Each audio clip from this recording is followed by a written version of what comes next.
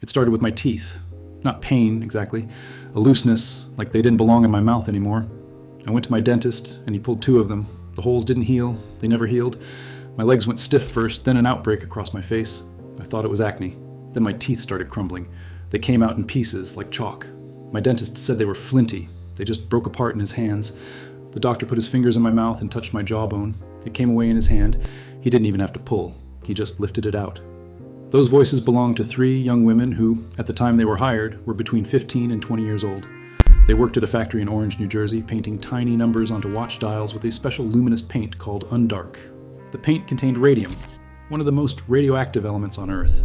Their employer, the United States Radium Corporation, told them the paint was safe. Their supervisors taught them a technique: LiP, DiP, paint. Lick the brush to a fine point, dip it in the radium paint, apply it to the dial, lick again, dip again, paint again, hundreds of times a day. The women trusted the company. Some of them painted their nails with the glowing paint for fun. Some painted their teeth before dates, so their smiles would glow in the dark. Within a few years, their jaws would disintegrate, their bones would crumble, and their bodies would become so saturated with radium that they were, quite literally, radioactive. Now, you might think this was simply a tragic industrial accident, a company that didn't know any better, workers exposed to a substance whose dangers hadn't yet been discovered. That is exactly what the United States Radium Corporation wanted people to believe. But the evidence tells a very different story. By 1924, 50 women at the Orange plant were seriously ill, a dozen were already dead. The company's own chemists handled radium with lead screens, masks, and tongs. While the women downstairs licked it off their brushes, the company distributed literature to the medical community describing what it called the injurious effects of radium, while telling its workers that the substance was harmless. And when the women started dying, the company hired its own doctors, not to treat them, but to diagnose them with syphilis.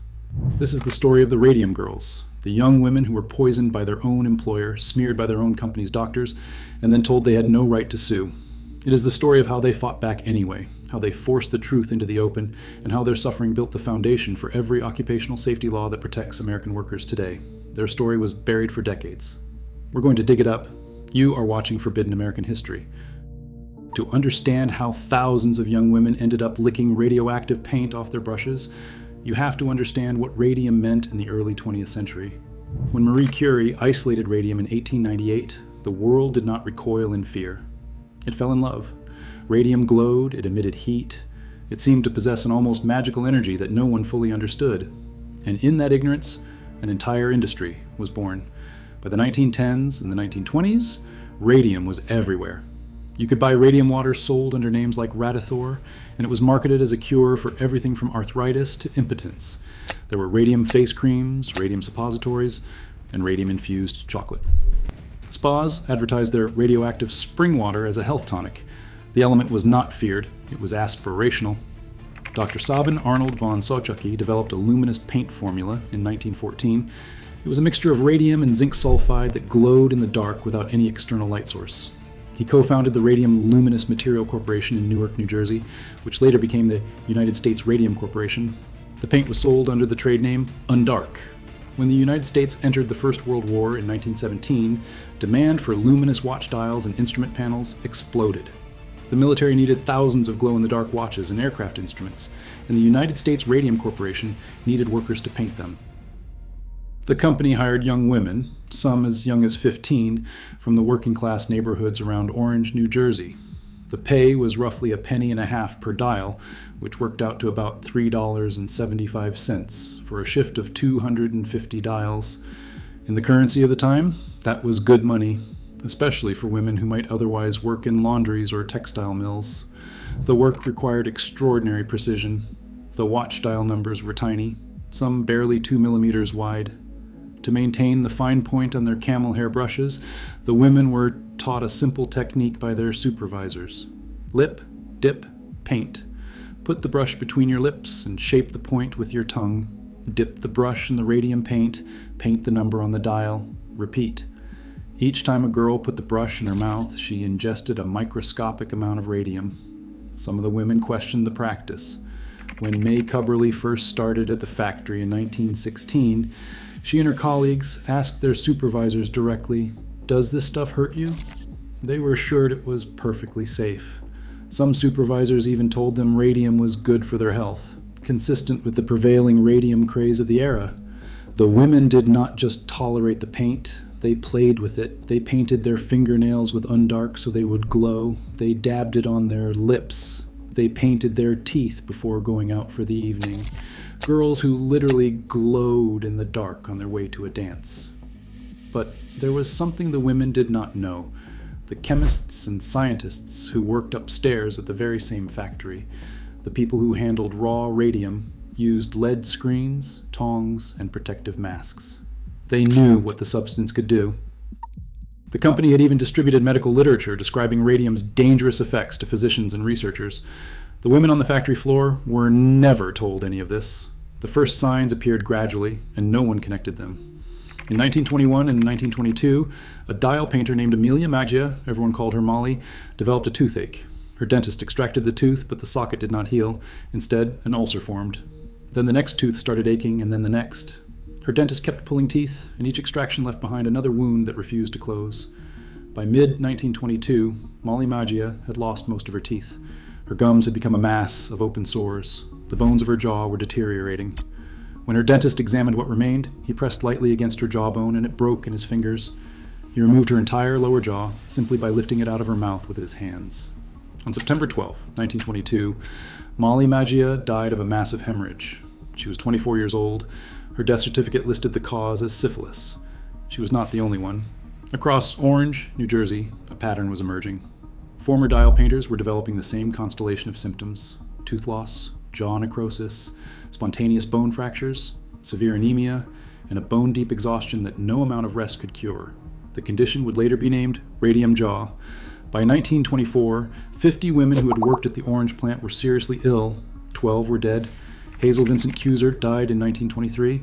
She was 26. Irene Rudolph died in 1923. She was 21. Eleanor Eckert died in 1924. She was 22. And those were only the ones who had died.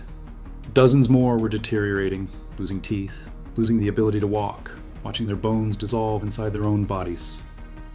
When did the United States Radium Corporation know that its workers were being poisoned? The answer is almost certainly from the beginning, but the documentary record shows they knew beyond any doubt by 1924, and they responded not with reform, but with suppression. In early 1924, the company retained Dr. Cecil Drinker, a physician and professor at the Harvard School of Public Health, to investigate conditions at the orange factory.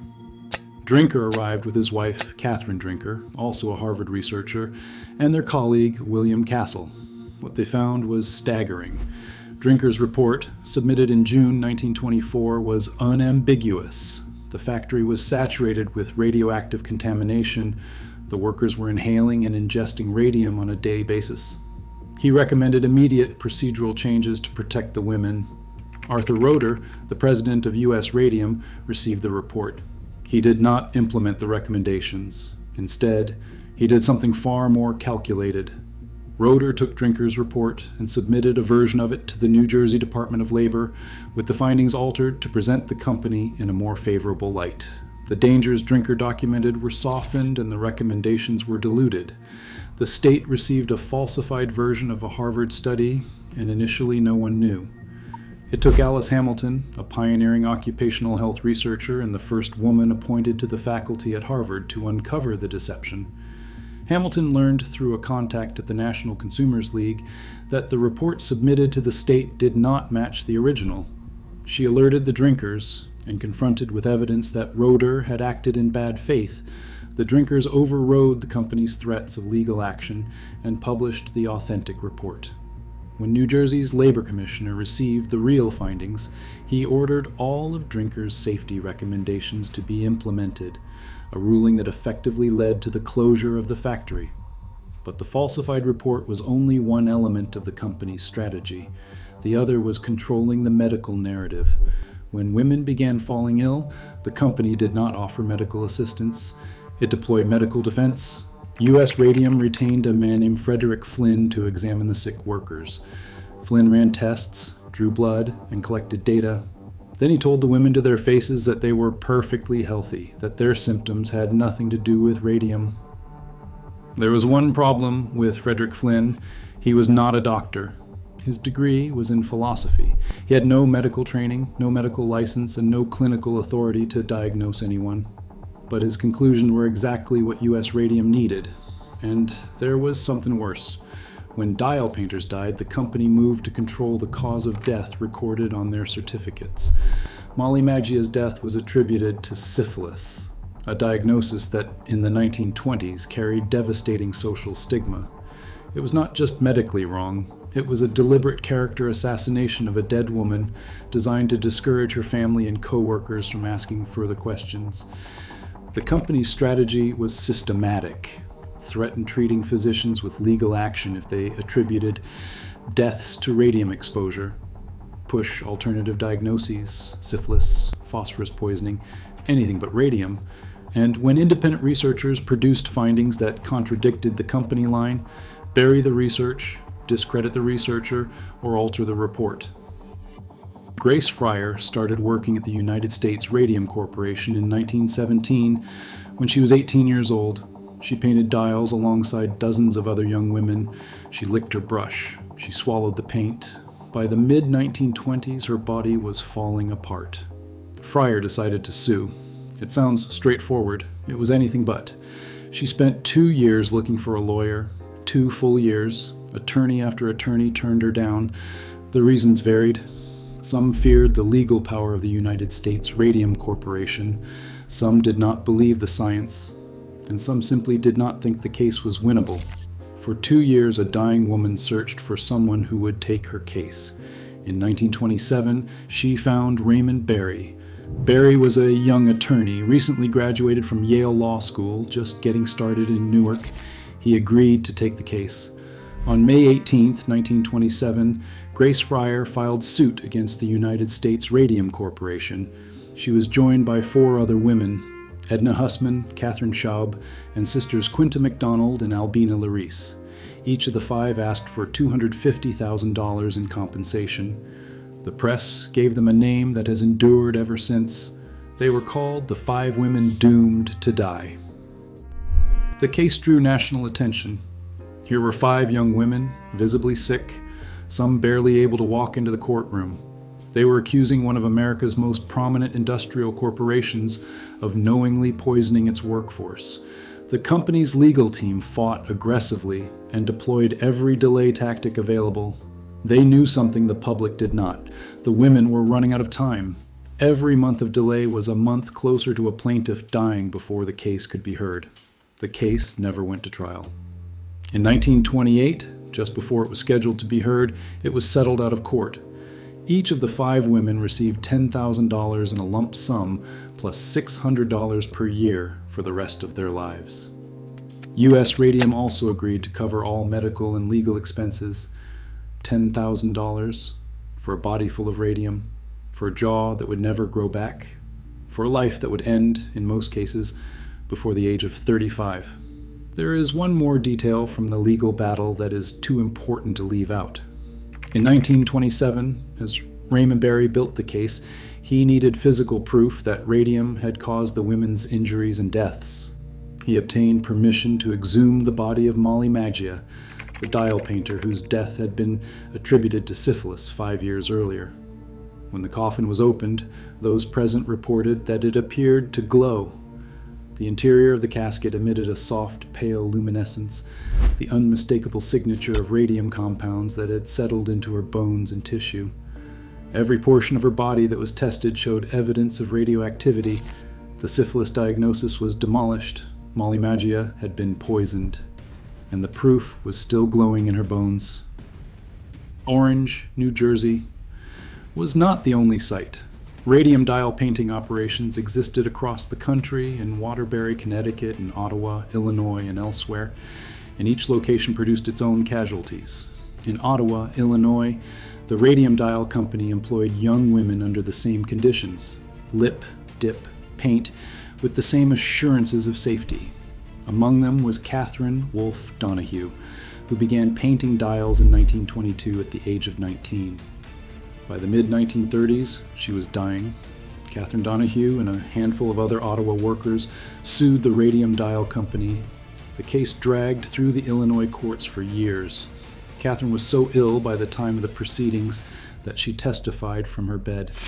In 1938, the Illinois Industrial Commission ruled that her condition was the direct result of radium poisoning contracted on the job. She was awarded past medical expenses and a life pension. She died the next day.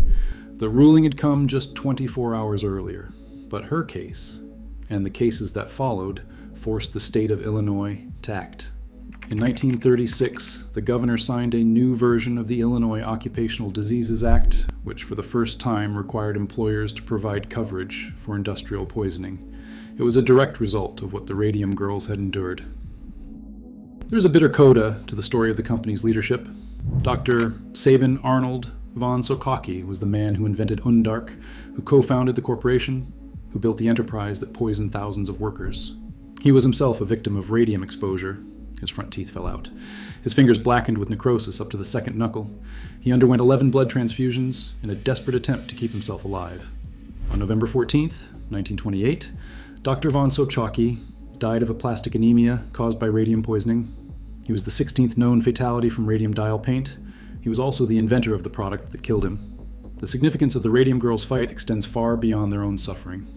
Their case was among the first in American legal history in which a corporation was held responsible for the health and safety of its employees. Before their lawsuit, the concept that a worker could sue an employer for conditions that caused disease, not just for an on-the-job injury, but for slow, invisible poisoning, was largely untested. Their fight established precedents that shaped the development of American labor law. The right of workers to sue for occupational diseases, the principle that employers have a duty to disclose known workplace hazards, the idea that a corporation cannot hide behind its own hired experts when independent evidence contradicts their conclusions. These precedents built over decades toward a transformation. In 1970, the United States Congress passed the Occupational Safety and Health Act, creating the Occupational Safety and Health Administration, OSHA, the agency that today regulates workplace safety across the country. Before OSHA existed, approximately 14,000 American workers died every year from workplace accidents and illnesses. Today, that number is closer to 5,000. Still too many, but the Radium Girls helped build the system that made that reduction possible. Their names deserve to be remembered: Grace Fryer, Edna Hussman, Catherine Schaub, Quinta McDonald, Albina Larice, Molly Maggia, Hazel Vincent Cuser, Irene Rudolph, Eleanor Eckert, Catherine Wolfe Donahue, and the dozens of others whose names never made the newspapers. They were told their lives were worth nothing. They were told their pain was imaginary. They were told they had no right to stand up to a corporation. They stood up anyway. And because they did, American workers are safer today.